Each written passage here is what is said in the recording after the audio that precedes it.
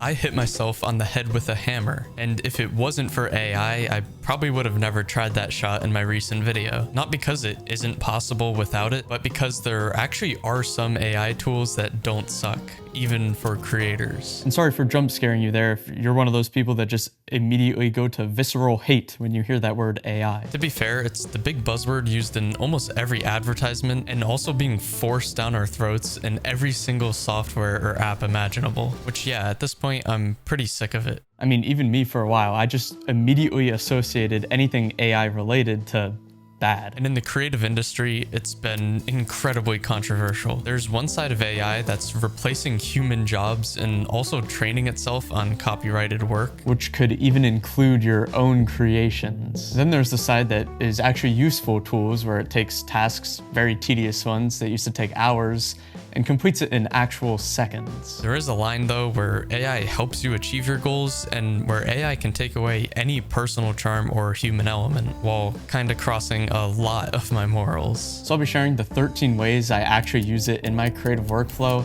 and also the one most important rule that I make sure to always follow when it comes to anything AI related, to not cross that line. And right off the bat, probably the most exciting way I use it is with video editing. So back to this shot where I hit myself in the head with a hammer. All I did was just have my camera on a tripod and I set it to manual focus. Then I just had one shot where I acted like I got hit by something.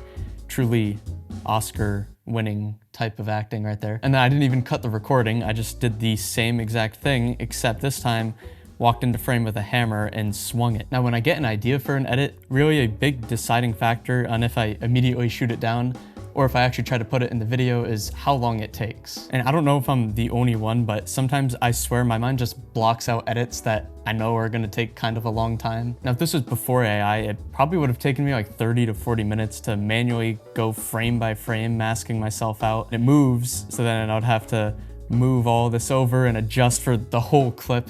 And I'd probably need to take a break about every 2 minutes from the boredom and the stress and the boredom. But again, with the power of AI, this takes actual seconds, and that is insane. And not only does it do it fast, it also does it incredibly accurately for most cases, but I'll go a little bit into that later. And another practical use case of the magnetic mask is what I'm doing right here.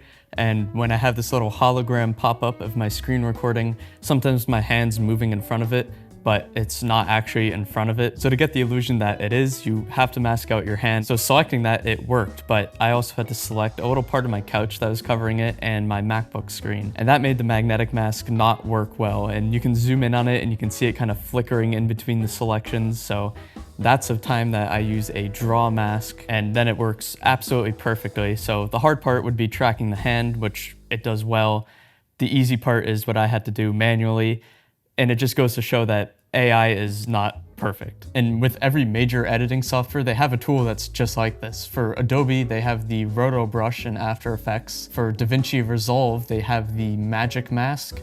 For CapCut even on the mobile app, I think they have a background remover tool. And then this is in Final Cut Pro, and it's called the Magnetic Mask, but it all does pretty much the same thing. And Premiere and Resolve have a music remixer tool, which pretty much allows you to shorten or lengthen or just loop a track of music. And even though I can, and I mean, I do this myself in Final Cut because they don't have that tool, it is extremely useful and it's just a quick way to get a good result. And what I noticed is a lot of these tools don't take anyone's job specifically. As far as I know, there's no professional music looper position or professional rotoscoper.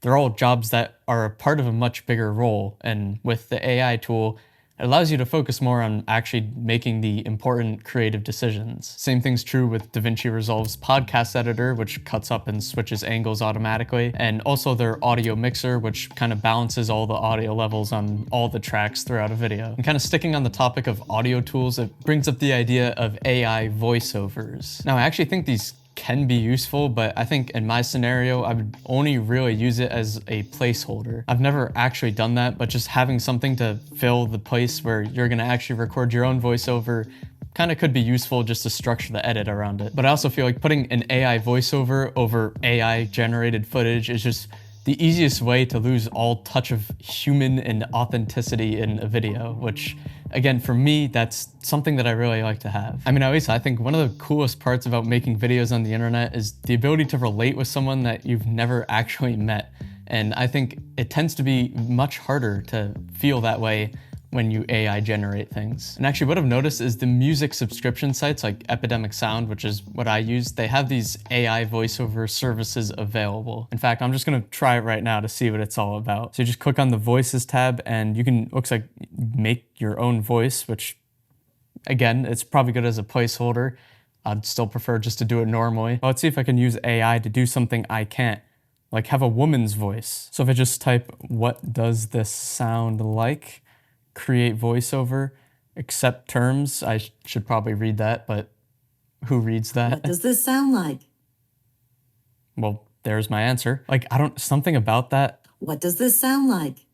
just sounds a little weird. What if I do a question mark? What does this sound like? What if I do a period at the end? Because I didn't do that in the first one. What does this sound like? Oh, that's interesting. That sounds more like a question than the question mark. There's something a little bit robotic about it. I don't know. But still, this channel look at the title of it. It's called Carter. That's me. I don't really have a use for this, but I do think there are plenty of videos where it doesn't exactly matter who's saying it and more what's being said. So that's actually a tool that could be useful. It's just, again, I'm not really sure if it's one that I'm gonna be using. Now onto the most controversial part of AI, and especially for creatives, is AI image and video generation. A lot of these systems pull from copyrighted sources and just what's on the internet. So like movies, shows, artwork, photographers, graphic designers, and I think even for some of them, YouTube videos. So if you ever come across AI generation that looks like me, tag me. But that's definitely just morally wrong and just pretty lame. I think the only AI video I ever enjoyed was the Bigfoot vlog.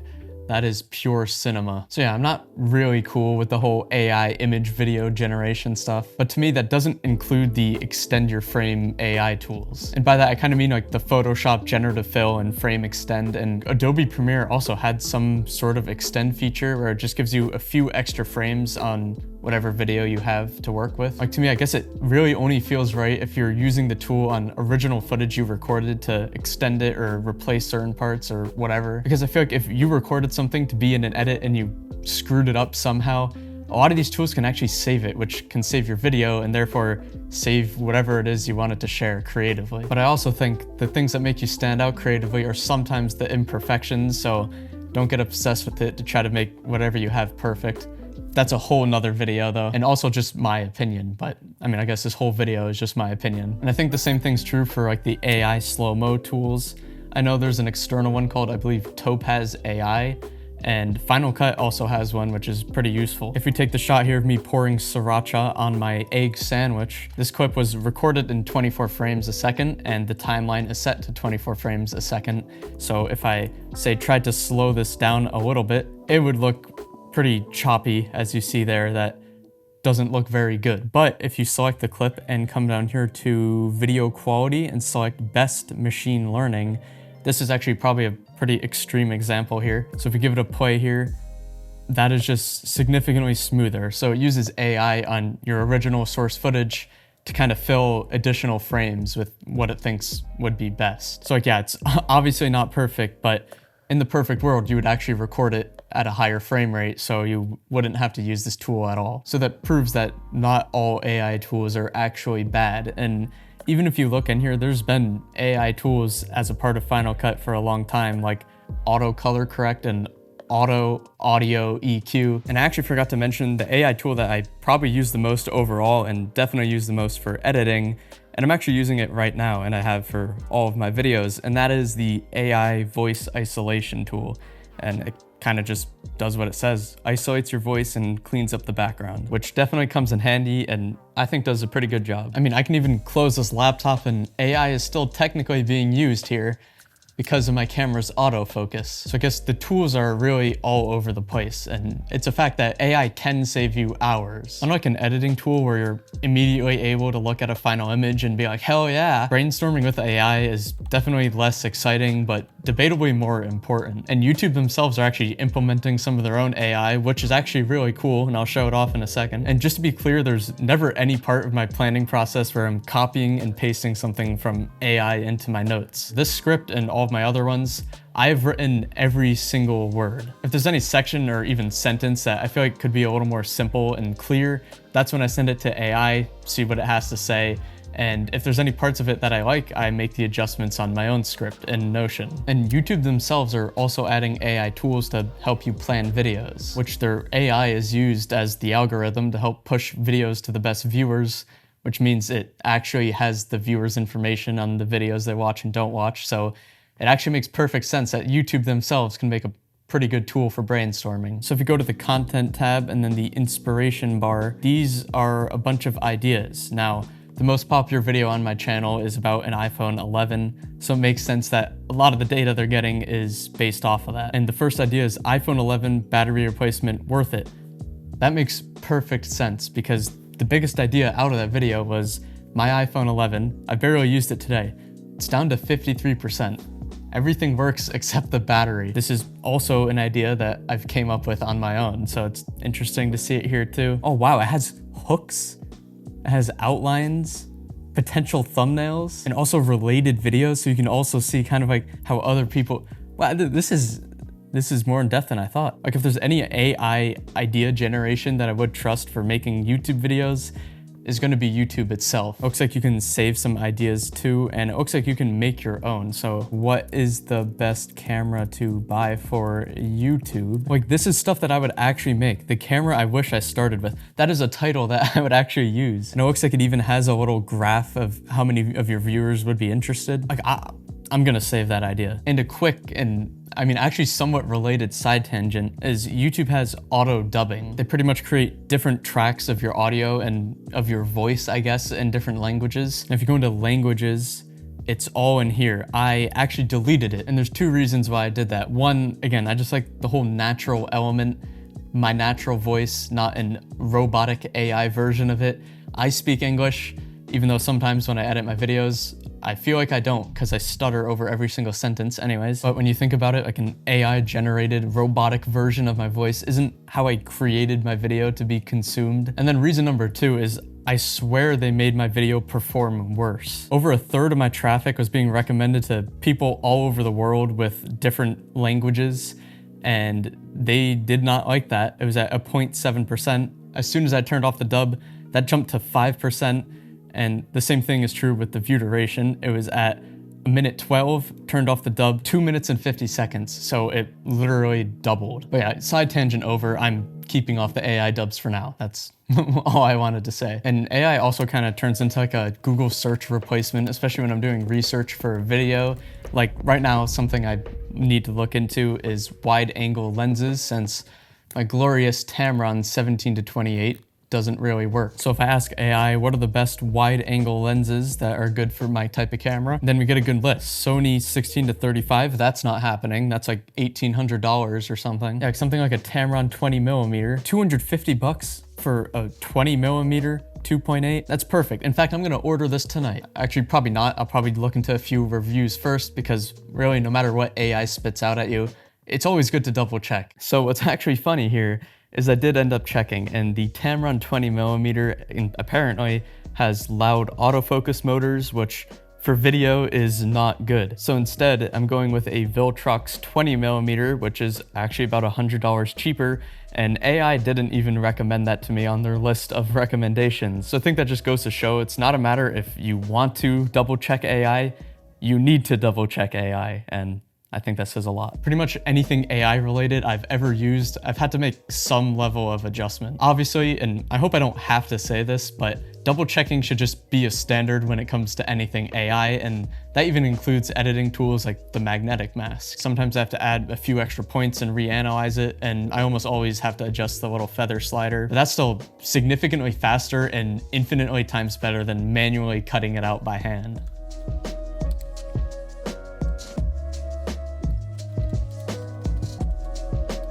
Now onto the more like businessy side of things. I think this genre has the most ways to actually use AI, like for something like reading over a contract. Now, I haven't yet actually had a contract for AI to read over, but I know that's something that I would do just to kind of give it a base read and scan for any weird clauses or anything that is going to screw me over. And I definitely think it would be very helpful just to kind of simplify it so it's more understandable and kind of translate all that weird legal language to regular human speaking terms. And another way that I have used AI on this kind of non-production side of things is for troubleshooting, which actually comes in handy quite a lot. Now, I will say that usually I feel like I can probably figure this stuff out for myself. I'm kind of technically savvy, and by that I mean a nerd, but sometimes it is just easier telling AI like, hey, this is happening, why could that be happening?